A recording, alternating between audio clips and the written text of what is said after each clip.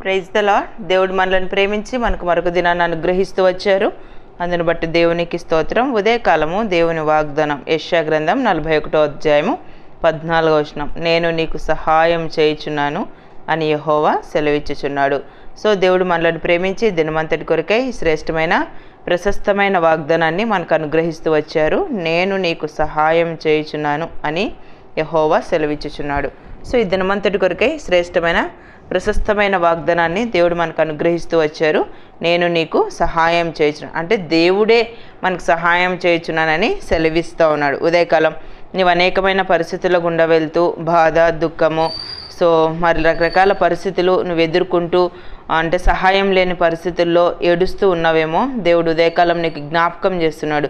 నేను నీకు సహాయం చేయుచున్నాను అని యెహోవా సెలవిచ్చుచున్నాడు. నేను సహాయం చేయుచున్నానని యెహోవా సెలవిచ్చుచున్నాడు. ఇక్కడ మనం యెషయా గ్రంథం 41వ అధ్యాయంలో చదివినట్లయితే ధైర్యం లేని పరిస్థితులు అంటే ధైర్యం వహించమని ఒకనితో ఒకడు చెప్పుకుంది. అంటే రకరకాల పరిస్థితులు ఇక్కడ ఎదుర్కొన్నట్లుగా మనం దేవుని యొక్క వాక్యంలో చదవగలం. అంటే కలహించు వారిని, యుద్ధం చేయవారిని, రకరకాల పరిస్థితులు గుండా వెళ్తూ ఉన్నారు. అయితే దేవుడే సెలవిస్తూ ఉన్నాడు, భయపడుకుము, నేను నీ దేవుడనే అన్నాను, దిగులు పడుకుము, నేను నిన్ను బలపడుతూ నీకు సహాయం చేయవాడును నేనే.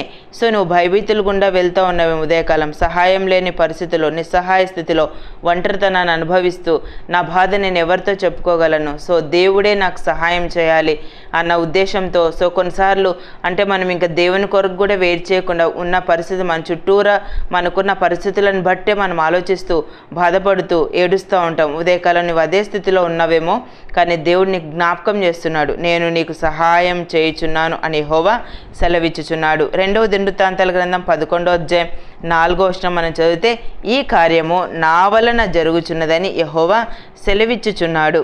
అంటే ఈ కార్యము ఎవరి ద్వారా జరుగుతుందంటే దేవుని ద్వారానే జరుగుతుంది. ఇక్కడ రెహబాము ఆ మాట నమ్ముతూ వచ్చాడు. సొలొమోను కుమారుడైన రెహబాము ఈ మాట నమ్ముతూ వచ్చాడు. చూడండి, మనం దేవుని యొక్క వాక్యంలో చదివినట్లయితే, నీవు యూదారాజును సొలొమోను కుమారునకు రెహబాముతో యూదాయందును బెన్యామీనీయుల ప్రదేశమందును ఉండి ఇశ్రాయేలు వారందరితోనూ ఈ మాట ప్రకటించుము. ఈ కార్యం నా వలన జరుగుతున్నదని యెహోవా సెలవిచ్చుచున్నాడు గనుక బయలుదేరకుండాను మీ సహోదరులతో యుద్ధం చేయకుండా మీరందరూ మీ ఇండ్లకు తిరిగిపోడి అని చెప్పాను. కావున వారు యెహోవా మాటలు విని యెరోబాముతో యుద్ధం చేయటం మాని వెళ్ళిపోయిరి. సో దేవుని యొక్క మాట వింటూ వచ్చినప్పుడు దేవుని యొక్క మాట విని రెహబాము యుద్ధం చేయకుండా యెరోబాముతో తను వెళ్ళిపోయినట్లుగా మనం దేవుని యొక్క వాక్యంలో చదవగలం. అంటే దేవుని యొక్క ప్రవక్తలు తెలియపరిచినటువంటి ఆ మాట ప్రకారము దైవజనుడైన షెమయా దేవుని యొక్క వాక్కు ప్రత్యక్షమై అతనితో సెలవిస్తూ వచ్చాడు. షెమయా మాట విని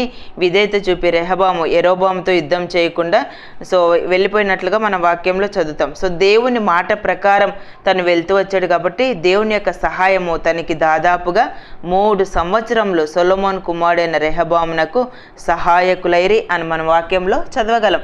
అంటే దేవుని ఆశ్రయించినంత కాలం సో దేవుడు తనకి సహాయం చేసినట్లుగా మనం వాక్యంలో చదవగలం. ఉదయకాలం నీవు కూడా ఇలాంటి భయంకరమైన పరిస్థితులు గుండా వెళ్తూ వచ్చినప్పుడు రెహబాం లాగా దేవుని యొక్క మాట వినడం మన జీవితంలో నేర్చుకుంటే సో దేవుని ద్వారానే మనం కార్యాలు చూడగలం, దేవుని ద్వారానే సహాయాన్ని పొందగలం, దేవుని ద్వారానే ఈ కార్యమును మనం పొందగలం. యెషయా గ్రంథం 54వ అధ్యాయం 10వ వచనం మనం చదివితే, పర్వతములు తొలగిపోయినాను, మెట్టలు తత్తరిన నా కృప నిన్ను విడిచిపోదు, సమాధాన విషయమైన నా నిబంధన తొలగిపోదని నీయందు జాలిపడి యెహోవా సెలవిచ్చుచున్నాడు. ఉదయకాలం సో నీ సహాయం చేసిన నీ యెహోవాయే సెలవిస్తున్నాడు.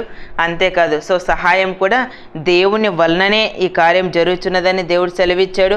3వదిగా మనము అంటే నీ యందు జాలిపడి యెహోవా సెలవిచ్చుచున్నాడు. సో దేవుడే మన యందు జాలిపడి అవి ఎలాంటి పరిస్థితులైనా, పర్వతములు తొలగిపోయిన మెట్టలు, సో తత్తరిల్లిన పరిస్థితులు, కృపలేని పరిస్థితులు, అంటే అసమాధానకరమైన పరిస్థితులు, రకరకాల పరిస్థితుల గుండా ఆదరణ లేని పరిస్థితులు, సో మనం దేవుని యొక్క వాక్యంలో చదివినట్లయితే అంటే ప్రయాసపడి గాలివాన చేత కొట్టబడి ఆదరణ లేక ఉన్నదాన, అంటే కొన్నిసార్లు ఆదరణ లేని పరిస్థితుల్లో నువ్వు ఎదుర్కొంటున్నావేమో ఉదయకాలం. సో దేవుడు సెలవిస్తూ ఉన్నాడు, నీ యందు జాలిపడి యెహోవా సెలవిచ్చుచున్నాడు. సో దేవుడు మన విషయంలో వాగ్దానాలు చేస్తూ వచ్చినప్పుడు అది విడిచిపోని వాగ్దానాలు, తొలగిపోయినటువంటి వాగ్దానాలు దేవుడు మనకి చేయలేదు. ఆయన నిబంధన స్థిరపరిచే దేవుడు, ఆయన ఇచ్చిన మాట నెరవేర్చే దేవుడు. దేవుడు కనుక ఆయన మాట సత్యం. ఈ సత్యమైన దేవుని మాట మనం నమ్ముతూ వచ్చినప్పుడు రెహబాంలాగా అంటే దేవుని యొక్క దైవజనుడైన షెమయ ఆ మాటలు ప్రవచిస్తూ వచ్చాడు. ఆ మాట ప్రకారం తను చేయగలుగుతూ వచ్చాడు. దేవుని యొక్క సహాయం ఏంటో తను చూడగలుగుతూ వచ్చాడు. ఉదయకాలం మనం కూడా అలాంటి పరిస్థితుల్లో అంటే దేవుడి వాగ్దానం చేస్తూ వచ్చాడు. ఉదయకాలం నీకున్న పరిస్థితుల్లో దేవుడు నీతో మాట్లాడుతూ ఉన్నాడు ఉదయకాలం స్వయాన. ఈ మాటలు వింటూ వచ్చినప్పుడు దేవుడు నీతో మాట్లాడుతూ వచ్చినప్పుడు దేవుని యొక్క మాటకు మనం విధేయత చూపడం ఎప్పుడైతే నేర్చుకుంటామో విధేయతలోనే ఉంది ఆశీర్వాదం.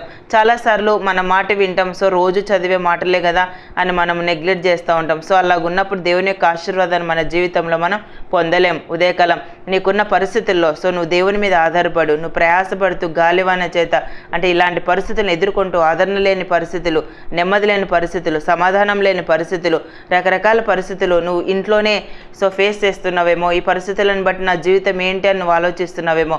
కానీ నీ యందు జాలిపడి యెహోవా ఉదయకాలం నీకు సెలవిస్తూ ఉన్నాడు. అవి ఎలాంటి పరిస్థితులైనా దేవుడు తొలగిపోని వాగ్దానాలు, నిశ్చలమైన వాగ్దానాలు, తను స్థిరపరిచిన వాగ్దానాలు నీ జీవితంలో ఆయన చేస్తూ వచ్చాడు. ఆ వాగ్దానాలు మన జీవితంలో అన్వయించుకుంటూ వచ్చినప్పుడు నేను నీకు సహాయం చేయుచున్నానని యెహోవాయే సెలవిస్తూ ఉన్నాడు. దేవుని యొక్క మాట ప్రకారం మనం జీవిస్తూ వచ్చినప్పుడు దేవుడు అన్ని పరిస్థితుల్లో మనకి సహాయం చేసేటువంటి వారుగా ఉండగలరు. ఉదయకాలం దేవుడు అనుగ్రహించిన ప్రశస్తమైన వాగ్దానం మన జీవితానికి అన్వయించుకొని ముందు కొనసాగినట్లు ప్రభు మనందరికీ సహాయం చేయను గాక. ప్రార్థన చేసుకుందాం. ప్రియమైన తండ్రి, మీకు వందనాలు. యేసయ్య, మమ్మల్ని ప్రేమించి మాకు అనుగ్రహించిన ఈ శ్రేష్టమైన వాగ్దానాన్ని బట్టి స్తుతిస్తున్నాను ప్రభా. నేను నీకు సహాయం చేయుచున్నాను అని యెహోవా సెలవిచ్చుచున్నాడు అని సెలవిచ్చారు. ఉదయకాలం నిత్య జీవపు మాట వింటున్న మీ ప్రజలందరినీ కూడా జ్ఞాపకం చేసుకునండి. వారి జీవితంలో మీ వాగ్దానం నెరవేర్చి సహాయపడుతూ రావాల్సిందిగా కోరుతూ యేసు ప్రభు నామమున ప్రార్థిస్తున్నాను తండ్రి. ఆమెన్.